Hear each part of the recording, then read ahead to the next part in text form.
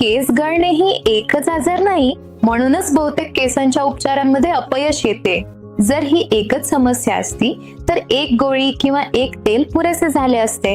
आज मी तुम्हाला समजावून सांगणार आहे की हे उपचार का अपयशी ठरतात. मी डॉक्टर समीक्षा त्यागी, प्लास्टिक आणि केस प्रत्यारोपण शल्यचिकित्सक आहे. या व्हिडिओमध्ये मी तुम्हाला सांगणार आहे की तुमचे केस का गळत आहेत. मी तुम्हाला केस गळतीबद्दल समजावून सांगणार आहे, तेही अशा भाषेत जी तुम्हाला समजेल, जेणेकरून तुम्हाला तुमच्या केसांना नेमकं काय होतंय हे कळेल. बहुतांश लोकांना वाटतं की केस गळणे म्हणजे टक्कल पडणे. काही लोकांना वाटतं की केस गळण्याचं कारण व्हिटॅमिनची कमतरता आहे. इतरांना वाटतं की एखादं तेल किंवा तणावावर नियंत्रण मिळवलं की केस गळती पूर्णपणे थांबू शकते. पण खरं सांगायचं झालं तर केस गळणे हा आजार नाही, तर तो एक लक्षण आहे. आता आपण सविस्तर पाहूया की नेमकं का केस गळतात आणि केस गळती होण्याची विविध कारणं कोणती आहेत. केस गळतीचं सर्वात सामान्य कारण म्हणजे अँड्रोजेनिक ॲलोपेसिया, ज्याला अनुवंशिक केस गळती असेही म्हणतात. त्याचप्रमाणे इतर संख्या म्हणजे पुरुषांमध्ये केस गळतीचा पॅटर्न किंवा महिलांमध्ये केस गळतीचा पॅटर्न.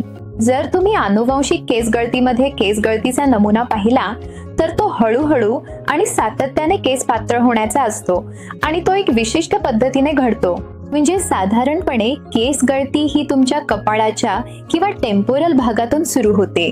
कधी कधी ही गळती क्राउन भागातही दिसते आणि हळूहळू जसा टप्पा पुढे जातो तसं कपाळाचा आणि टेम्पोरल भागातील केस पातळ होणं आणि क्राउन भाग एकत्र येतात, ज्यामुळे केस पातळ होण्याचा आणि वळतीचा प्रगत स्तर निर्माण होतो.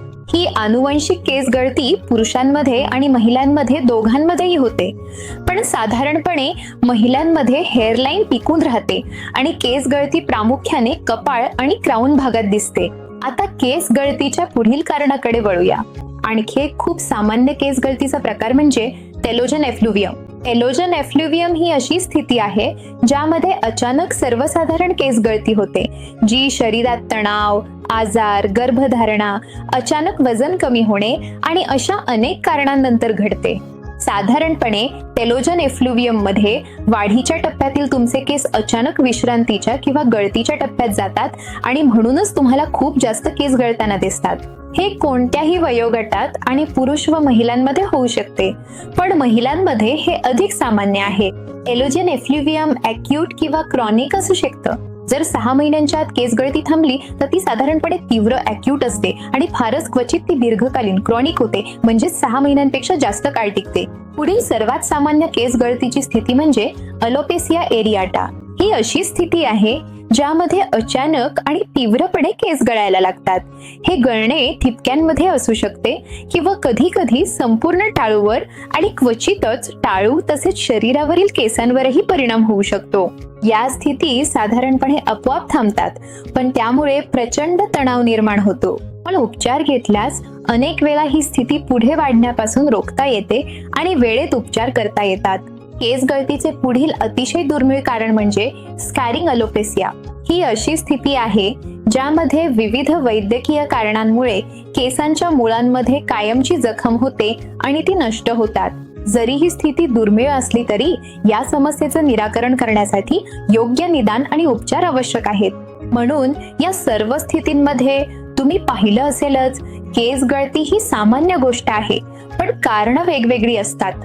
म्हणूनच तुम्ही तुमचे केस का गळत आहेत हे समजून घेणं महत्वाचं आहे. इथे लोक चूक करतात. जनुकीय केस गळतीसाठी तेल वापरलं तर त्याचा काहीही उपयोग होणार नाही. इतर कुणाच्या उपचार पद्धतीचा अवलंब केल्याने तुमच्या केस गळतीच्या कारणावर योग्य उपचार होणार नाहीत. हॉर्मोनल समस्येसाठी मल्टीव्हिटॅमिन्स घेणं हे देखील वेळेचा अपव्यय आहे, किंवा तणावामुळे होणाऱ्या केस गळतीसाठी केस प्रत्यारोपण करून घेणं तर मोठी चूक ठरू शकते.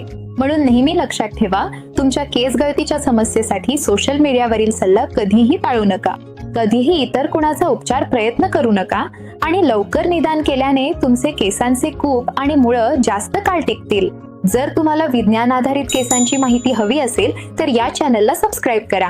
धन्यवाद.